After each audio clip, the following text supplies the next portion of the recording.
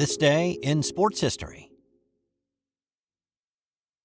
It's March 31st, and on this day in 2022, it was the last NIT Final at Madison Square Garden. The National Invitational Tournament has a long history, and it predates the NCAA tournament by a year, so it still holds the distinction of being the longest-running postseason tourney in college basketball. And from its start in 1938 until 2022, the Final Four and championship game were always played at New York's Madison Square Garden. Until 1977, MSG hosted the entire tournament. Well, on this day 3 years ago, it was the end of the line for the NIT at MSG. While there was not an official reason given for the split, it probably can be explained in economics. The NIT doesn't draw as many eyeballs to the screen as it used to, say, 40 or 50 years ago. Attendance in person had steadily fallen over the past decades, and the Garden is an expensive piece of real estate to rent, around $350,000 a night. So this was the last hurrah at the Garden, at least for the foreseeable future, and it turned out to be a great game to end on. Xavier and Texas A&M met in the final, and it was a back-and-forth game all night long. There would be a total of 17 lead changes and would not be decided until the final seconds. With under 4 to play, the Musketeers had a 5-point lead, but the Aggies scored 6 and held Xavier scoreless for more than a minute to take a 1-point lead. Xavier's Colby Jones, who's now in the NBA with the Washington Wizards, broke the short cold spell with a bucket to give them the lead back. The teams traded free throws and the lead seesawed back and forth. With 5.9 left on the clock, the Aggies led by a point. Xavier had the ball under their own basket. Jones to inbound, 5.9. Gets into Nunji, turns, throws it up, and got it! Oh! Xavier takes a 1-point lead! 3.1 left, and A&M had to go the length of the court for a shot at the game winner, and it was oh so close. There it is. He's got Here's Radford with 2 seconds. 1 second for the win! Oh! And the revenge tour is complete!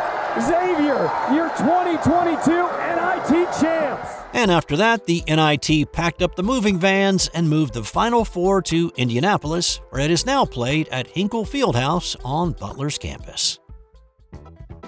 On this day in 2001, it was one of the greatest comebacks in NCAA tournament history as Duke roared back to beat Maryland. This was the 4th meeting between these two teams that season. The Terps were still in the ACC at this point. They'd split their regular season games with the meeting in Cole Fieldhouse in January, featuring a stunning comeback by the Blue Devils. Down 10 with under a minute to play, Duke, led by an up to that point struggling Jason Williams, stormed back to tie it up and send the game into OT, and then won it. Their meeting in the ACC tournament followed a similar script, with Maryland coughing up a double-digit lead in the second half to lose again.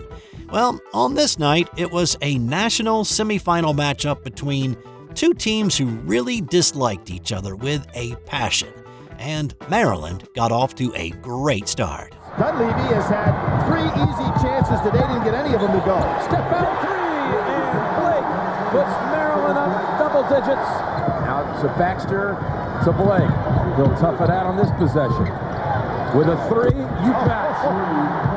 After that Steve Blake three-pointer, Maryland led 39-17, a 22-point lead with under 7 to play in the first half. But Duke whittled into that lead little by little and cut the deficit in half by halftime. The Devils continued to chip away in the second half, and just like the game at Maryland in January, it was Jason Williams leading the way. Again stepping up defensively.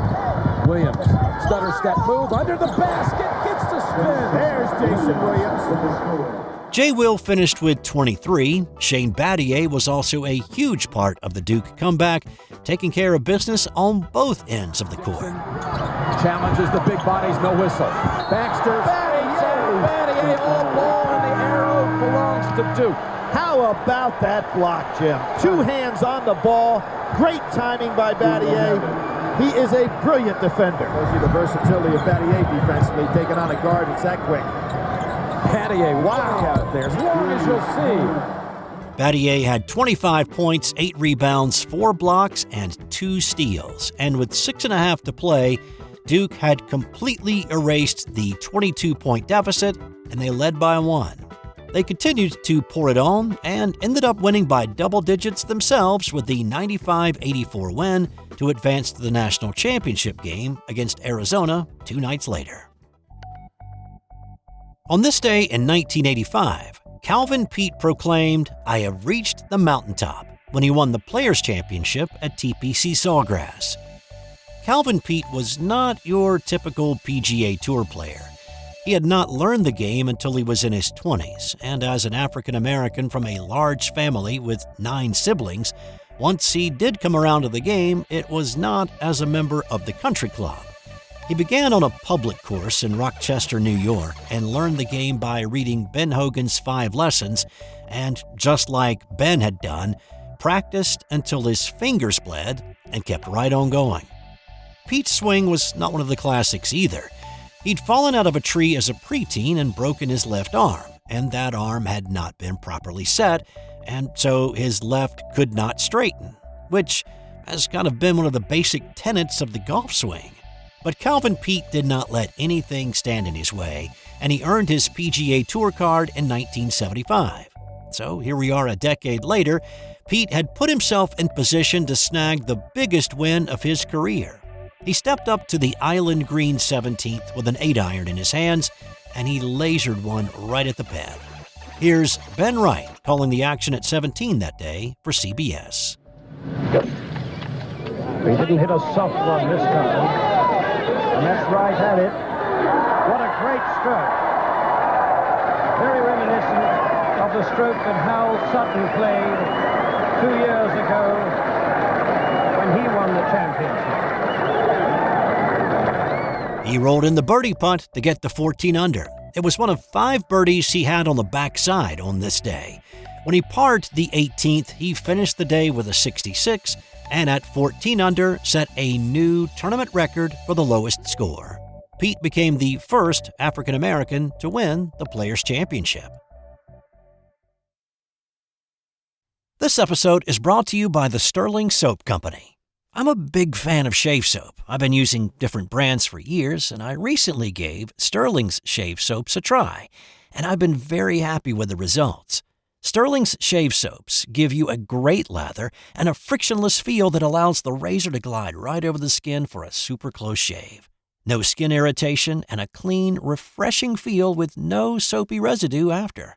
I can tell you without a doubt, it's simply the best shave I've ever had.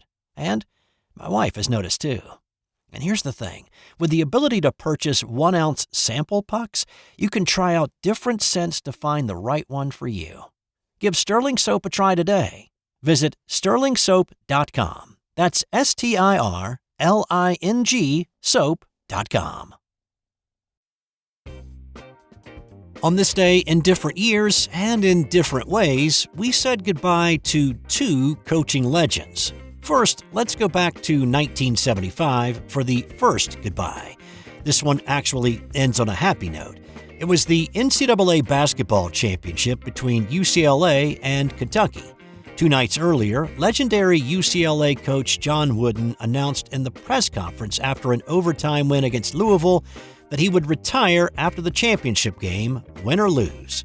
Up 10 with 12 minutes to play, the Bruins looked pretty comfortable, but Kentucky made a charge and pulled within 1 at 76-75 after Kevin Greavy nailed a long-range jumper. On the next possession, UCLA's Dave Myers was called for an offensive foul, which was his 5th. In disgust, he slammed the floor and was called for a technical in addition to that. Now, with a 1-and-1, a technical free throw, and possession, Kentucky had a chance to score 5 points on one trip down the floor. But Greavy missed the front end of the 1-and-1, then he missed the technical free throw. On their possession, they were called for an offensive foul. So out of a possible 5, they got 0, and they missed their opportunity. The game was close until the end, but Kentucky never led. The Bruins won 92-85 and it was the 10th national title for the Bruins and the final one for Coach John Wooden. And one quick fun fact about one of the officials for this game, Bob Wortman became the first person to ever officiate both a college basketball national championship game and a Super Bowl. He was the field judge in Super Bowl VI and Super Bowl XII. On this day in 1931, legendary Notre Dame football coach Knute Rockne was killed in a plane crash along with 7 others. Rockne had coached the Fighting Irish for 13 seasons, and he was coming off back-to-back national championships and back-to-back undefeated seasons. Rockne left Kansas City and was on his way to Los Angeles. Rockne had a busy schedule planned for the following week, meeting with filmmakers about a possible movie about Notre Dame football. He had a speaking engagement lined up with his friend Will Rogers, and as national spokesperson for Studebaker Cars, he was going to be meeting with West Coast dealers. Here's the thing, though. The Fokker F-10A had been inspected 2 days prior, with the mechanic refusing to sign off on it, saying the plane was not fit to fly and nobody was safe in it. His trip should have been delayed or another plane found to replace it. Instead, it took off. The conditions were not great either. The pilot encountered thick, low-hanging clouds, the temperature plummeted, and ice began forming on the wings. An hour into the flight, the pilot actually radioed they were going to be turning back to Kansas City, but the Wichita station urged the crew to keep flying west. Instead of getting better, conditions worsened. The plane's instruments froze up, and the pilot was left squinting through the windshield to navigate by landmarks on the ground. The plane entered a spiral the pilot was unable to pull it out of, and it crashed in a cow pasture in Bazaar, Kansas. Rockne and the 7 others on the plane died instantly. President Herbert Hoover called it a national tragedy. The nation was shocked, but there was quick action taken that undoubtedly saved the lives of future air travelers. The plane Rockne had been on had been a wooden-winged plane. The entire fleet of Fokker F-10s was grounded immediately, and no new wooden-winged planes were ever put back into service. The design and manufacture of the all-metal Douglas DC-2 was a direct result of the crash that killed Rockne. The DC-2 and subsequent DC-3 have been credited for providing the safety to allow for rapid expansion of airline travel. Rockne's legacy lives on. His 88% winning percentage is still the highest of any college coach in history, and his "Win One for the Gipper" motivational speech is still one of the all-time classics. Knute Rockne was 43 when he died. And in 1974, the brand new World Football League made an instant impact when the owner of the Toronto Northmen, John Bassett, signed 3 Miami Dolphins to play for his team. Bassett managed to lure running backs Larry Czonka and Jim Kiick, along with wide receiver Paul Warfield. They never played it down in Toronto, though. The Canadian government stepped in an attempt to prevent competition with the Canadian Football League, forcing the team to relocate, which they did, to Memphis to become the Southmen. And time now for today's That's Got Nothing to Do with Sports fun fact. On this day in 2021 in Suzhou, China, a woman at her son's wedding realized that his bride-to-be was her long-lost daughter.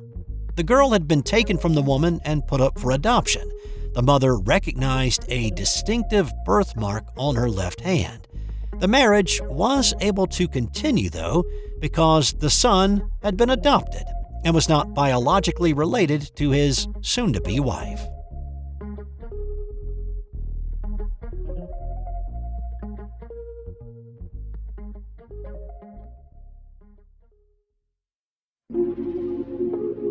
This has been an original Thrive Suite production.